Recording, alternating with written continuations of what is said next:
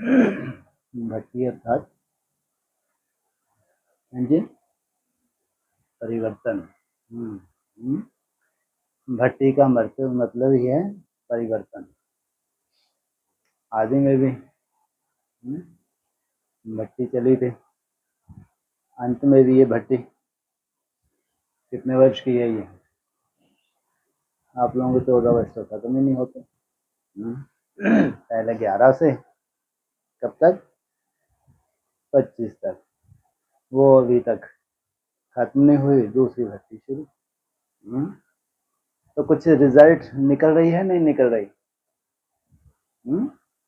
निकल रही है। क्या रिजल्ट है भट्टी की? बोलो, क्या रिजल्ट है भट्टी की? ये भट्टी कोई साक्षात्कार वाली तो है नहीं, हम तो तवज्जो ही नहीं देते। बहुत अच्छे अच्छे कोई साक्षात्कार होने लगे। ये तो भक्ति मार्ग मुर्दाबाद। बाबा ने भी बोल दिया साक्षात्कार की इच्छा नहीं रखनी। होते हैं वो बात अलग, ढेर के ढेर होते हैं, लेकिन टाइम वेस्ट बता दिया बाबा ने। इसलिए यहाँ साक्षात्कार की तो कोई वैल्यू नहीं। क्या है ये भट्टी का सार जो निकल रहा है?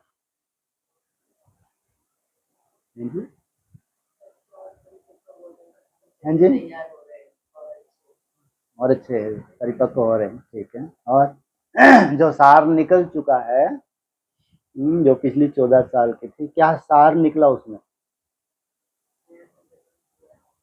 नया संगठन तैयार है, बिल्कुल ठीक। और क्या सार निकला? भट्टी का सार क्या है? सफलता भट्टी की क्या है? क्या है? अवस्था में बढ़ना है जी।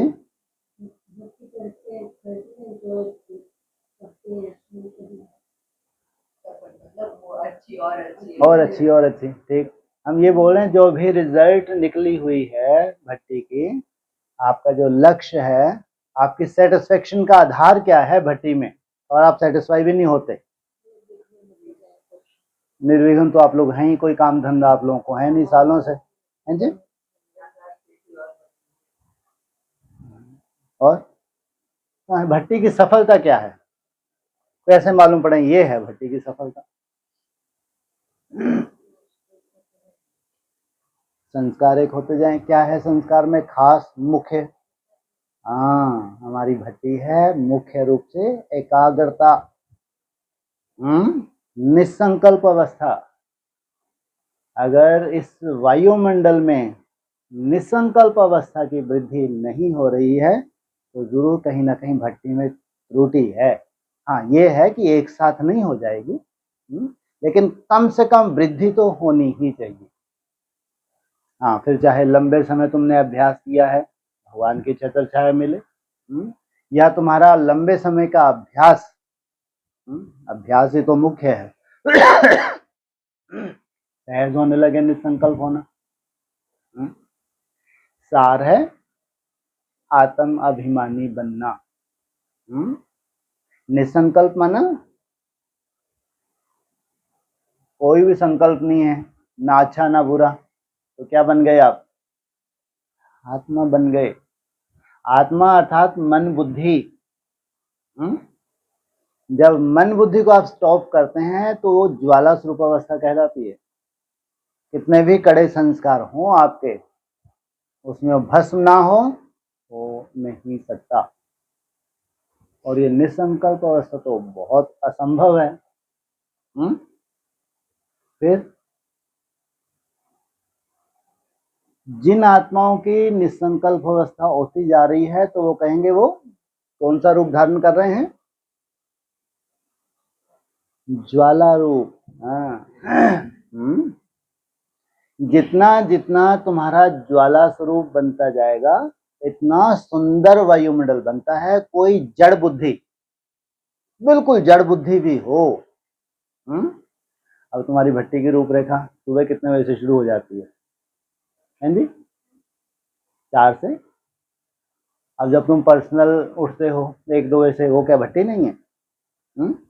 हाँ, संगठित रूप में तुम लोग 4 से लेके 7-8 बजे तक, वो तो संगठित रूप में। ऐसे शाम को 4 से 8, ये है संगठन में। लेकिन जो तुम पर्सनल 1-2 बजे से उठ के कितने बजे तक चार्ट बनाते हो कर्म योग का? लगभग 8 बजे तक। तो ये 18 घंटे मान लो 10-20 आत्माएं हों, तो कर्म योग की प्रैक्टिस करती हैं, तो किसी ना किसी की बुद्धि तो लगी रहती होगी, नहीं? संगठित रूप में बैठने तो बहुत बड़ी बात होगी, है ना? लेकिन पर्सनल जो हम लोग मेहनत करते हैं तो उसमें भी किसी ना किसी की बुद्धि तो लगती है, नहीं लगती? कितना भी जड़ बुद्धि हो, यहाँ तो बहुत सुंदर चैतन्य आत्माएं हैं। चैतन्य आत्मा किनको बोलते हैं? जड़ बुद्धि किनको बोलते हैं?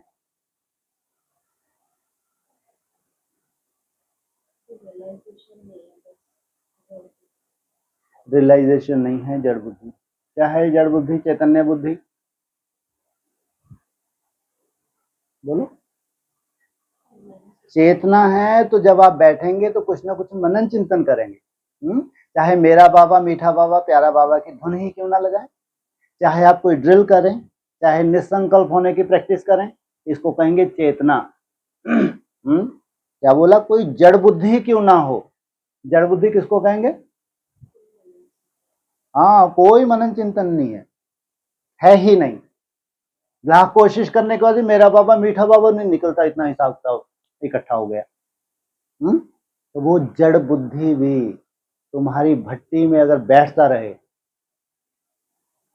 भट्टी की रूपरेखा इसलिए बनाई जाती है कि जो कुछ आत्माएं एकदम निराकारी निसंकल्प अवस्था में बैठती हैं, तो वो जो ज्वाला स्वरूप वायुमंडल बनाती हैं,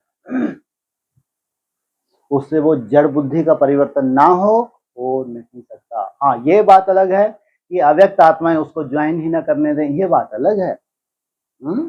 इतना अगर बोझ चढ़ जाता है तो उसको प्रेरणा ही नहीं होगी। लेकिन ये चैलेंज है, ये प्रयोगशाला है। कितना भी जड़ बुद्धि हो, केवल मात्र वो ईंट है, चैतन्य ईंट, उसको चिन दो, तो चारों तरफ क्या लगा दो? आग लगा दो। ज्वाला स्वरूप अवस्था, उसका परिवर्तन ना हो नहीं सकता। और यहाँ तो मैक्सिमम क्या है? जड़ है या चैतन्य है? चैतन्य आत्मा है। चाहे घूमते फिरते हुए बाबा बाबा करते हैं, ना आलस आता है, चाहे बैठ के जो भी ड्रिल करते हैं, जिनको जो ड्रिल अच्छी लगती है, चाहे निसंकल्प अवस्था कितनी भी मुश्किल हो तो भी प्रैक्टिस करते हैं, और जिनको सहज होती है वो कोशिश ये करते हैं, जब संगठन में योग होता है तो वो कौन सी प्रैक्टिस ज़्यादा करते हैं? निसंकल्प। इससे बनता है वायुमंडल, जो ब्राह्मणों की दुनिया में असंभव है। क्या कहते हैं? वो क्या असंभव है? संस्कारों का परिवर्तन असंभव। लाख कोशिश के बाद भी उनको लगता है संस्कारों का परिवर्तन नहीं हो रहा। भट्टी की रूपरेखा ही इसलिए दी गई है। आदि में जो भट्टी बनी थी, या बीच बीच में जो भी भट्टियां रखते हैं ब्राह्मण आत्माएं, तो किस लिए रखते हैं? कि भट्टी अर्थात परिवर्तन, और संगठित रूप में ही बैठना ये बहुत बड़ी बात है। क्या कहेंगे? लोग कितने भाग्यशाली हो, नहीं है? कोई काम नहीं, एक ही काम है। कौन सा? भट्टी। नहीं तो ब्राह्मणों के पास फुर्सत ही नहीं है अमृत वेले की। तुम्हारी संगठित रूप में जब भट्टी शुरू हो जाती है तब भी उनका अमृत वेला नहीं होता, तो शुरू ही नहीं होता। तो तुम्हारा संगठित रूप में भट्टी शुरू हो जाती है, तो जरूर इसके पीछे भगवान की कोई रूपरेखा होगी, नहीं होगी? नहीं है? अच्छा, मैंने तुमने खुद ही प्रोग्राम बना लिया है? बहुत तो भाग्यशाली हो, खुद ही प्रोग्राम बना दिया है। क्या कहेंगे? क्या है इसके पीछे? कोई भगवान की रूपरेखा है, या आप लोगों ने मीटिंग करके भट्टी का प्रोग्राम सेट किया है? जी, भगवान की रूपरेखा है। क्या है भगवान की रूपरेखा? इस भट्टी को कितनी आत्माएं ज्वाइन करेंगी? हैं जी, 16,000। हाँ, बाकी तो बहुत सी आत्माएं तो आएंगी और जाएंगी, भट्टी का पूरा लाभ नहीं ले पाएंगी, लेकिन आती हैं, जितना भी लेते हैं कुछ ना कुछ तो उनको मिलना ही है। भट्टी में उनका परिवर्तन ना हो नहीं सकता। और तुम क्या फैसला करके बैठे हो, अंत तक भट्टी करोगे या बीच में थोड़ा सा रेस्ट करोगे? थोड़ा सा रेस्ट की जरूरत नहीं? जिन्होंने ये फैसला किया है कि अंत तक माना कितने साल हैं? 14 साल। ये 14 साल भट्टी में रहना ही है, तो सोचो भगवान की कितनी बड़ी रूपरेखा है। नहीं तो आप पर्सनल सेंटरों पे भट्टी रख के देखे, वर्तमान समय क्या हो रहा है। क्या हो रहा है, तो क्या होगा? सुख शांति होगी? नहीं, अभी वो समय नहीं है कि भट्टियों में परिवर्तन। हाँ, जो बहुत भाग्यशाली आत्माएं हैं, बहुत सुंदर ब्रह्मा कुमारीज हैं, कभी अमृत वेला मिस नहीं होता, अपना पर्सनल बहुत सुंदर अटेंशन रखती है, उनकी बात अलग है। वो तो जैसे भट्टी में ही है, लेकिन बाकी जो अभी विघ्न शुरू होने जा रहे हैं, उन विघ्नों के लिए कोई भट्टी की रूपरेखा रखे, बहुत मुश्किल है सफलता मिले। इतने सुंदर स्टूडेंट भी तो हों, ऐसा नहीं। हाँ, सफलता ना मिले जरूरी नहीं है, मिल भी सकती है, लेकिन कैसे स्टूडेंट चाहिए? योगी स्टूडेंट चाहिए, जिनको योग का बहुत शौक हो। और योगी तो 2-4 भी बहुत बड़ा संगठन होता है। इस भट्टी में ऐसे तुमने पूरा हॉल भर दिया 4 घंटे के लिए, उसमें तो और ही भट्टा बैठता है, क्योंकि अपना अपना वायुमंडल होता है। ज्यादातर अधिकांश ब्राह्मणों का वायुमंडल तो तामसी है, तो आपस में वाइब्रेशन टकराते हैं। भट्टी की सफलता वही हो सकती है उन्हीं आत्माओं को जो बहुत थोड़ी सी आत्माएं, योगी आत्माएं, कहीं भी किसी भी सेंटर पे हो, कोई अपने पर्सनल गीता पाठशाला पे हो, क्योंकि अभी समय तो बहुत नाजुक है, बहुत नाजुक समय, एकदम अंत का भी अंत है। बिना भट्टी के सेफ्टी हो नहीं सकती, हो ही नहीं सकती। इसलिए भट्टी में स्वयं का भी परिवर्तन और संगठन की भी सेफ्टी। जो भी आत्माएं ज्वाइन करती हैं, वो ना भी उनकी बुद्धि लगे तो भी परिवर्तन होता है, ध्यान रखना। कायदा क्या है? कभी आपने देखा है जो भट्टे लगते हैं, ईंटों के भट्टे देखे हैं कभी? क्या होता है उनमें? बोलो, किसी ने देखे हो तो? देखे ही नहीं? हाँ जी, ईंटों, कच्ची ईंटों को चिन दिया जाता है और उसमें आग लगा दी जाती है। उस आग से धीरे धीरे ईंटें पकती हैं। मना जिनकी बहुत सुंदर मन बुद्धि है, या ये कहो जो मेरा बाबा, मीठा बाबा, प्यारा बाबा की बहुत सुंदर मेहनत करते हैं, तो वो हैं नंबर 1 भट्टी में सहयोगी। केवल कोई आके भी बैठे, मान लो कोई चार्ट बनाता है, वो प्रयोग करे कि 21 रोज में जाके बैठूं, उसका परिवर्तन ना हो नहीं सकता, जबकि उसकी मन बुद्धि नहीं लगती है, क्योंकि अपने अपने हिसाब किताब होते हैं, लेकिन भट्टी में उसका परिवर्तन ना हो नहीं सकता, नहीं तो भट्टी का कोई फायदा ही नहीं। जबकि पर्सनल तो तुम भट्टी तुम्हारी सुबह से शुरू हो जाती है, जो तुम्हारा कर्म योग का चार्ट है वो तो तुम्हारी भट्टी पर्सनल है ही है।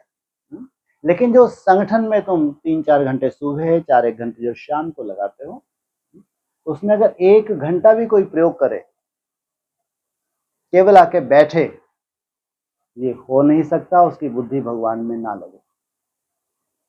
इसलिए भट्टियों की रूपरेखा इसलिए दी है, भट्टी अर्थात परिवर्तन। तो इसमें कितनी आत्माएं ज्वाइन करेंगी लास्ट तक? 16,000। 16,000 कहाँ से जुड़ जाती हैं? नाभि कुंड से। जो नाभि कुंड है, तो वहां से 16,000 आत्माएं अंत तक 14 वर्ष में उनका जुड़ना और उनका परिवर्तन होना। उनमें भी पहले, अभी आप लोग चाहे मध्य प्रदेश में चाहे यहाँ पे रेगुलर जो ज्वाइन करते हैं दोनों टाइम, लगभग कितने होंगे? मोटा अंदाज रेगुलर जो संगठन में बैठते हैं, घर में तो अपना ठीक है वो करते हैं, वो बात अलग।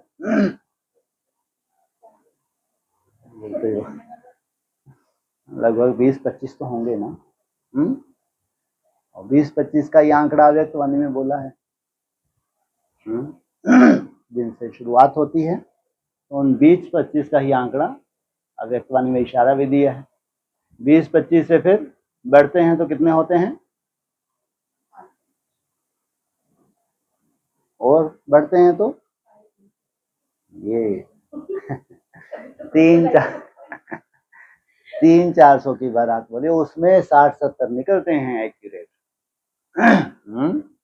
जब 300-400 रेगुलर ज्वाइन करें, पर्सनल जो भर्ती कर रहे हैं ना, उनमें से 60-70 हैं पकी हुई आत्माएं जिनको ज्यादा से ज्यादा भट्टी का लाभ मिल रहा है। कोई पर्सनल भी तो कर रहे हैं, नहीं कर रहे? लौकिक घर में है तो बहुत अटेंशन देते हैं नुमा श्याम का, अमृत वेला कभी उनका मिस नहीं होता, ट्रैफिक कंट्रोल उनका मिस नहीं होता, अटेंशन देते हैं। वो क्या भट्टी में नहीं है? तो ऐसे मेहनत करने वाली 300-400 में से कितनी सफलता पाती हैं? 60-70 आत्माएं। जैसे आदि में भी थी 300-400 की बारात थी, उसमें मुरली में बोल दिया, ऐसे बच्चा बुद्धि भी आ गए ढेर के ढेर। सब बहुत निश्चय बुद्धि वाले नहीं थे, मुरली में ही आ गए। बहुत से ऐसे थे वैसे ही चले आए, यही शब्द बोला, वैसे ही चले आए। जब वैसे ही चले आए तो कोई विशेष प्राप्ति तो उनको होनी नहीं है ना। तो फिर बाबा ने भी क्या किया, ऊपर से कम थोड़ी है, बहुत बड़ा चतुर सुजान है।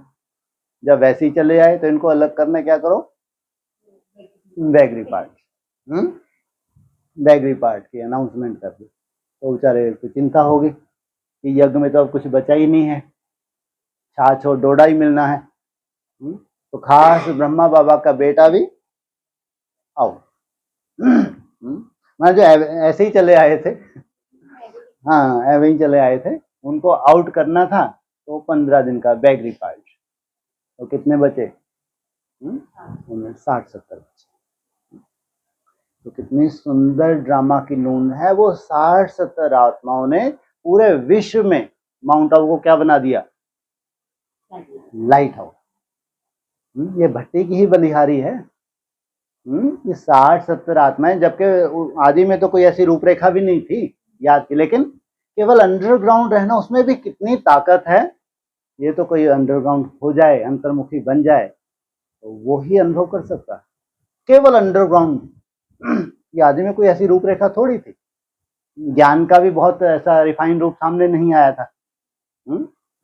लेकिन रिजल्ट कितनी सुंदर निकले कि वो 60-70 आत्माओं ने पूरे विश्व में माउंट आबू को क्या बना दिया? Light house. तो कितनी ताकत है। अब तुम भी भट्टी में पड़े हो। तुम तो अर्थ सहित कौन सी प्रैक्टिस करते हो? व्यर्थ को कम करने की प्रैक्टिस करते हो। खास जब भट्टी में तुम बैठते हो, कोशिश करते हो कि किसी भी तरह से जो व्यर्थ आ रहा है उसको कम करें, चाहे कोई ड्रिल के माध्यम से, चाहे मेरा बाबा मीठा बाबा, कोई भी, चाहे पर्सनल अपनी क्या लगाते हैं, कैसेट लगा लेते हैं, सुनते हैं, कोई भी विधि अपनाते हो, क्या कोशिश करते हो? व्यर्थ को कम करें। तो सोचो कितना सुंदर वायुमंडल बना। सबसे सुंदर वायुमंडल तब होता है जब आप घूम फिर के तपस्या करते हैं। बैठ के तो फिर भी कभी कभी आलस आ जाता है। आप 1-2 बजे से उठेंगे तो झुटका उठका आ सकता, नहीं आ सकता? और यहाँ तो कोई बैठने वाली रूपरेखा ही नहीं है। सबसे सुंदर वायुमंडल तुम तब, हाँ मना नहीं है बैठने की, जिनको नहीं आता आलस, वो बैठ के भी बहुत सुंदर वायुमंडल बनाते हैं, लेकिन ज्यादातर आ जाता है। फिर घूम फिर के जो तुम बाबा बाबा, मेरा बाबा, मीठा बाबा, प्यारा, जो भी तुम विधि अपनाते हो, इतना सुंदर वायुमंडल वर्तमान समय तुम अपने लिए बना रहे हो। ऐसे वायुमंडल में अगर तुम्हारे को कोई विघ्न आ जाए, तुम्हारी भट्टी छूट जाए, पॉसिबल है क्या? ये होता है संगठन का बल। हाँ, छोटा मोटा कर्म भोग वो बात अलग है, लेकिन ऐसी कोई परिस्थिति कि लंबे समय के लिए तुम भट्टी से दूर हो जाओ, ये संभव ही नहीं है। अगर तुम बहुत सीरियस हो, अगर तुमको बहुत निश्चय है, भट्टी के ऊपर बहुत निश्चय है, तो ये संभव ही नहीं है कि तुम लगातार उस भट्टी में सहयोगी ना बनो। इसलिए आदि सो अंत।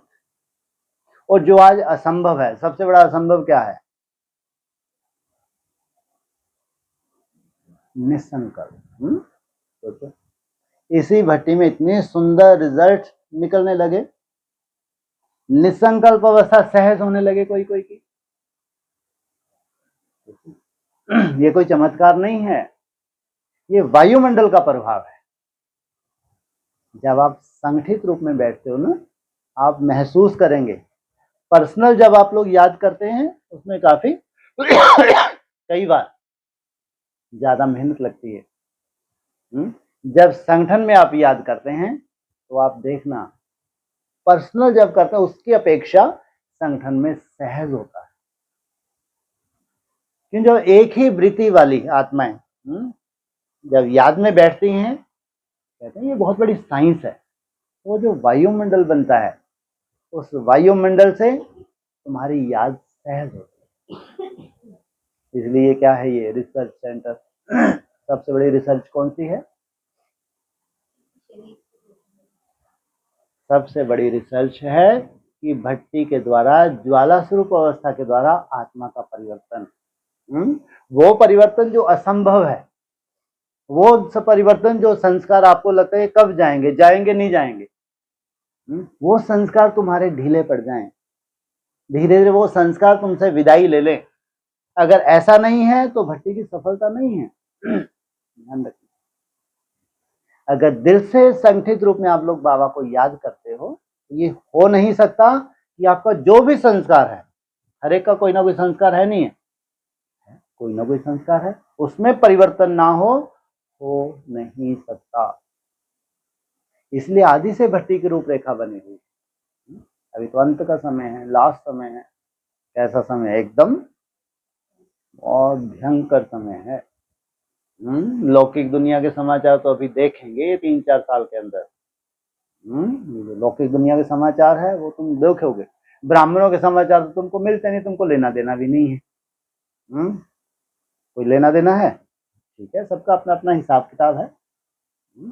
चौथी, कोई कोई बहुत अच्छे हैं ब्राह्मण, है ना, अच्छे हैं ब्राह्मण तो बहुत अच्छी पर्सनल पुरुषार्थ करते हैं, लेकिन चौथी अवस्था तो है यज्ञ की। उसमें क्या होता है? हिसाब किताब आते हैं, क्योंकि चुकतू होने हैं। अगर अपना योग बल नहीं होता तो कोई ना कोई भोग बल आ जाता है। कहते हैं ना, या तो योग बल या तो भोग बल। अगर आपका योग बल नहीं है तो कोई ना कोई भोग, कोई ना कोई परिस्थिति जिसके आप में मनसा टॉर्चर हो, उसमें भी परिवर्तन होता है। ऐसा नहीं कि ऐसा क्यों हो गया, कैसे हो गया, ऐसा नहीं है। हमारा ही हिसाब किताब होता है, उसमें भी परिवर्तन होता है। और जो योगी आत्मा है, जिनका योग बल है, उनके पास अगर छोटा मोटा ऐसी परिस्थिति, समझो डबल कमाई, सिंगल या डबल? डबल कैसे?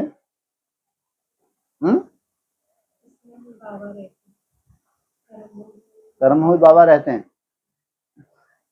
एक तो कर्म भोग के द्वारा चुकतू हो रहा है, दूसरा भगवान की याद में है, तो तुमको कर्म भोग महसूस ही नहीं होता, तो होगा भी नहीं। बड़े से बड़ा कर्म भोग भी तुमको महसूस ना हो, ये है हमारी अव्यक्त वाणियों का सार। कर्म भोग आए ही नहीं, कोई परिस्थिति आए ही नहीं, ये ज्ञान नहीं सिखाता। ये ज्ञान ये सिखाते कि परिस्थिति अपनी जगह है, लेकिन तुम्हारी स्वयं स्थिति प्रभावित नहीं हो रही। भाव कहता है परिस्थिति आएगी और चली जाएगी। कोई परिस्थिति हमेशा रहती है? बिल्कुल नहीं रहती, रह भी नहीं सकती। है ना। परिस्थिति आए और चली जाए, लेकिन तुम्हारी स्वयं स्थिति को कोई परिस्थिति रोक ना पाए। तो इसको बाबा कहते हैं कर्म योग से कर्म भोग को जैसे कि क्या किया हुआ है, जीता हुआ है। और कहाँ कर्म योग से कर्म भोग को जीता हुआ, तो उसको क्या कहते हैं व्यक्त वाणी में, कर्मातीत अवस्था। जब जिस सेकंड आप स्टॉप करना चाहें स्टॉप हो जाए। कर्मातीत अवस्था की परिभाषा ही ये बताई है कि तुम कर्म करने के लिए कर्म में आओ, लेकिन जैसे ही तुम डिटैच हो गए, डिटैच, कर्म का प्रभाव तुमको खींच नहीं सकता। ये है कर्मातीत अवस्था। तुम्हारी कर्मातीत अवस्था बढ़ती जाएगी, निसंकल्प अवस्था तुम्हारी बढ़ती जाएगी। और दूसरा रिजल्ट क्या बताई है, तुम्हारी कर्मातीत अवस्था और विनाश का बहुत गहरा संबंध है। मुरली का महावाक्य है। किसके लिए है ये महावाक्य, तुम्हारी कर्मातीत अवस्था, तुम्हारी या तेरी, तुम्हारी बोला ना, तुम्हारी कर्मातीत अवस्था और विनाश का बहुत गहरा संबंध है। बहुवचन है या सिंगल है, बहुवचन है। तो तुम्हारी कर्मातीत अवस्था और विनाश का बहुत गहरा संबंध है। दुनिया की कोई ताकत, पूरे कंट्री मिलके शांति चाहें, हो सकती है शांति, क्योंकि तुम्हारी कर्मातीत अवस्था बननी ही है। किसकी, पहले पहले त्रिमूर्ति, त्रिमूर्ति शिव जयंती। आपको दो ही समझ आए, शिव आते हैं तो शिव के साथ त्रिमूर्ति। त्रिमूर्ति की जब कर्मातीत अवस्था होती है तो समझो इस सृष्टि का कोई इलाज नहीं है।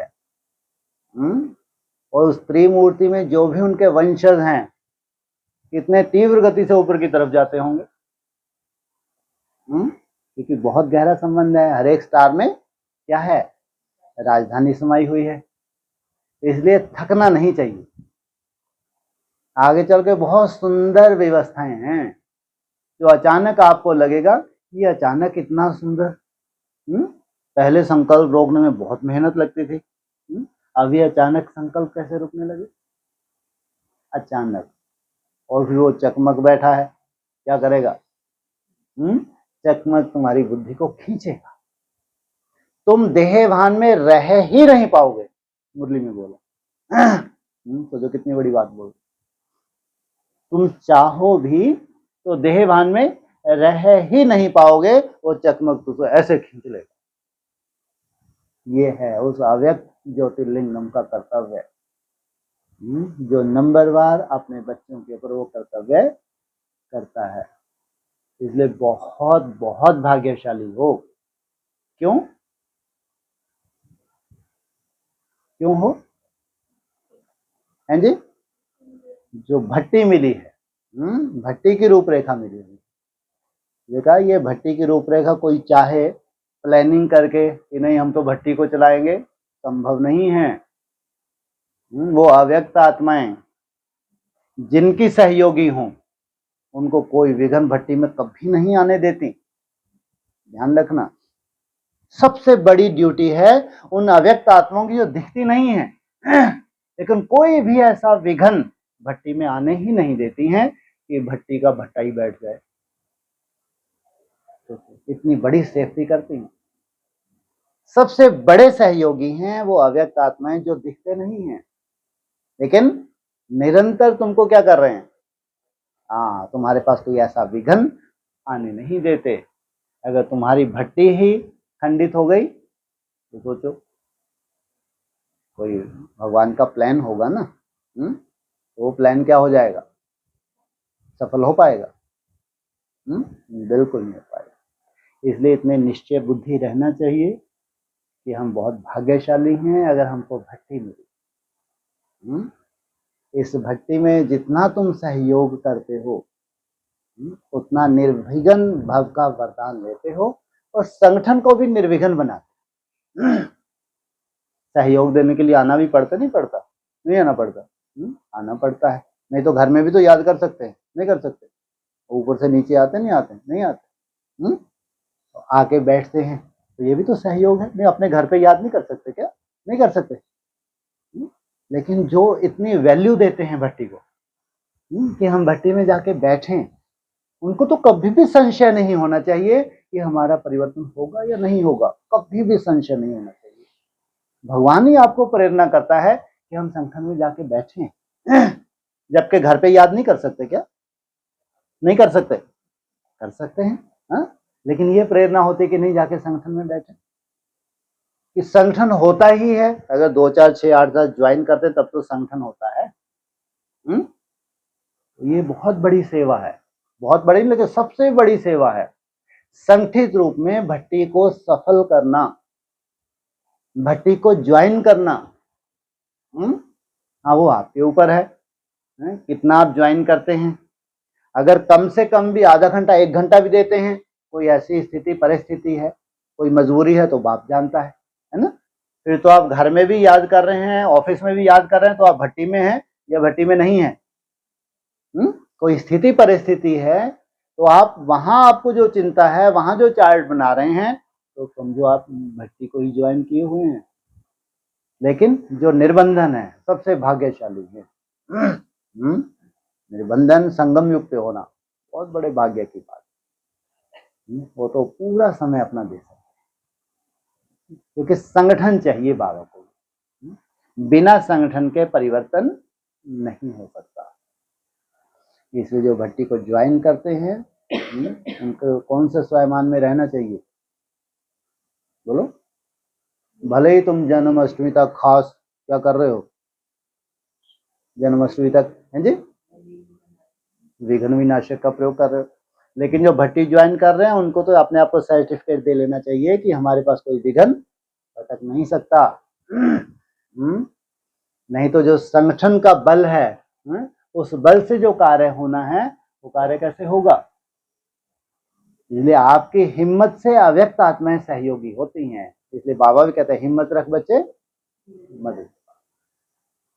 इसलिए आज की डेट में भट्टी की रूपरेखा एकदम तामसी समय पे सहज हो रहा है, या बहुत तुमको वो लगता है कि क्या मालूम फंस गए? सहज लगता है, मजा भी आता है, या पता नहीं कब खत्म हो, ये लफड़ाई शुरू कर लिया।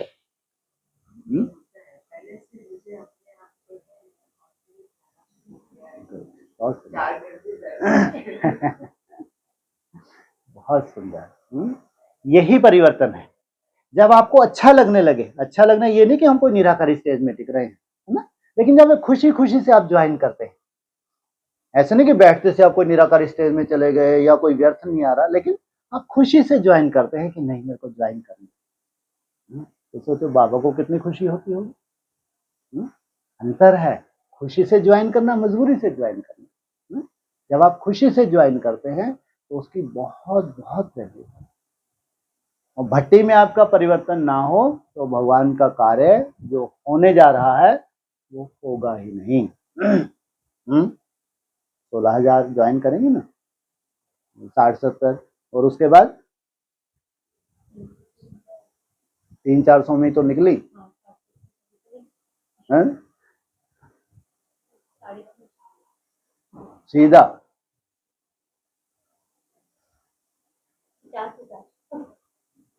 108 भी तो कोई होंगे, नहीं होंगे, नहीं होंगे। उसमें सबसे कमजोर धर्म तुम कौन सा है? आर्य समाज। वो आगे चल के ऐसा हठी है, ऐसा भट्टी में बैठेगा घंटों, और भावना का फल मिलता है, घंटों बैठेगा, घंटों, मिनटों की बात नहीं, भावना का फल मिलता है। प्योरिटी की पावर है उसके पास। कौन सा देव है? प्योरिटी है उसके पास। घंटों भट्टी में बैठता है। जब ऐसी आत्मा का भगवान परिवर्तन करता है तो हमारा परिवर्तन ना हो नहीं सकता। लेकिन मेहनत तो है ना, जब बिल्कुल मेहनत नहीं है नहीं, मेहनत है। इनसे मिलो।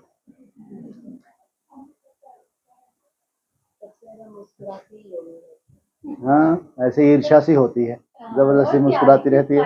हाँ, हमको भी ईर्ष्या होती है, पता नहीं क्या अनुभव कर रही।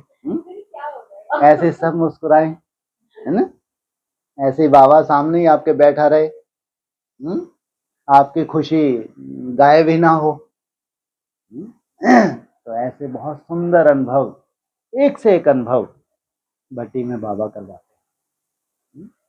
इसलिए ये नहीं, थकना नहीं है। खैर आप तो थक भी नहीं सकते, बीड़ा जो उठा लिया, थक सकते हैं? बाबा करवा रहा है। बाबा का सबसे बड़ा सहयोग है। आप सोचो कितना बड़ा स्वयमान है।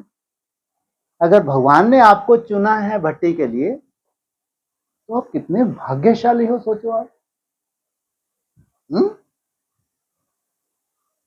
ये मैं साधारण बात नहीं है। भट्टी को लगातार चलाना, सालों साल चलाना हमारे लिए तो ये खेल है। हमारे लिए भट्टी क्या है, ये जैसे कि खेल है। और उस खेल में आप लोग शामिल होने जा रहे, शामिल होने नहीं जा रहे, सॉरी, शामिल ही हो। कल्पना करके देखो आप कितने भाग्यशाली हैं। कल्पना करके देखो। सबसे सुंदर आप कब लगते हैं बाबा को?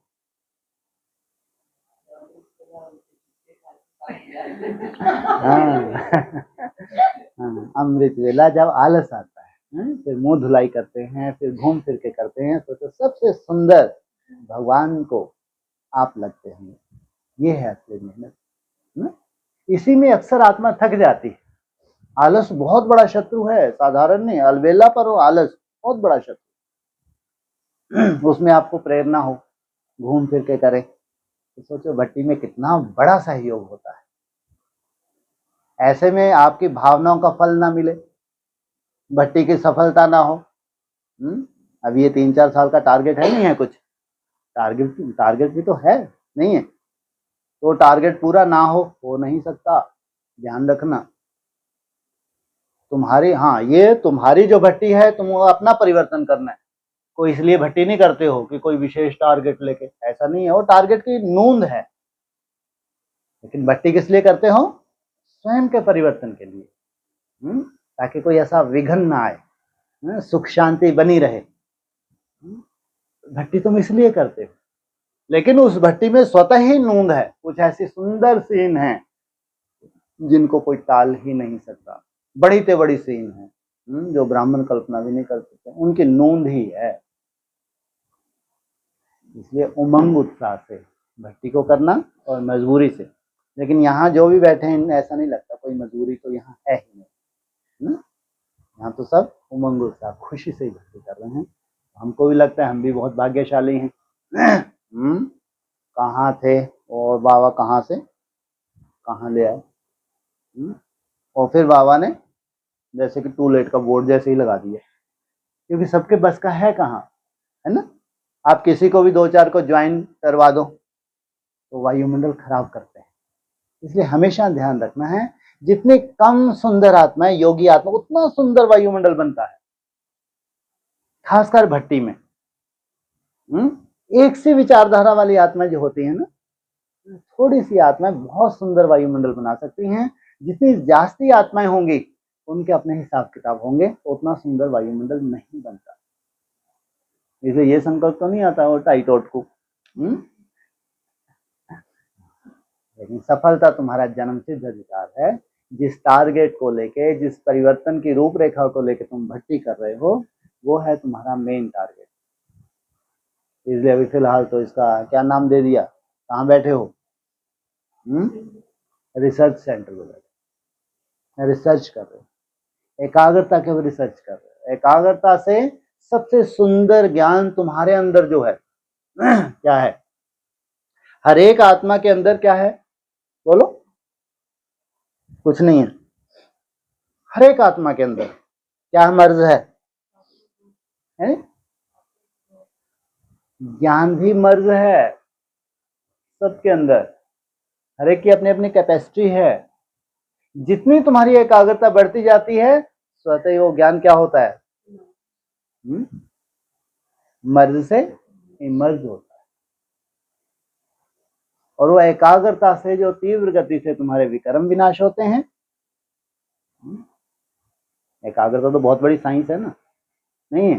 सबसे बड़ी साइंस है एकाग्रता। तो सोचो कितना कुछ चमत्कार आगे चल के इस साइलेंस की भट्टी में होने वाला है। अच्छा लगता है ना थोड़ा चमत्कार की बात होती है तो है ना? खाली पीली सालों से बैठ रहे हैं, है ना? सब चमत्कार भी है, मुरली में ही बोला, इतने सुंदर सुंदर ना अनुभव कहो, चमत्कार भी। साइंस ये बहुत बड़ी साइंस है, एकाग्रता बहुत बड़ी साइंस है। आगे चल के बहुत सुंदर बाबा की रूपरेखा है, जो एकाग्रता से बहुत सुंदर जो अनुभव होंगे, जो चमत्कार होंगे। इसलिए एकाग्रता अपने आप में ही बहुत बड़ा चमत्कार है। मन बुद्धि को स्टॉप करना सबसे बड़ा चमत्कार, सबसे बड़ी साइंस। इसलिए बहुत भाग्यशाली हो। सुबह भी 3-4 घंटे भट्टी में संगठन में बैठते हो, शाम को भी लगभग 4 घंटे की भट्टी होती है। ये कहेंगे जरूर भगवान का दिया हुआ संकल्प है। अव्यक्त आत्माओं का सहयोग है, तो निश्चिंत रहना चाहिए कि कोई विघ्न तुम्हारे पास फटक नहीं सकता। जो कार्य भगवान का होना है इस भट्टी से, वो कार्य भी, उसकी डेट भी फिक्स है। ईयर भी फिक्स है तो डेट भी फिक्स है। तो हम क्या हो गए? मात्र कठपुतली हो गए, अपनी घोट तो नष्ट। अच्छा, बोलो, उसका कोई प्रश्न है?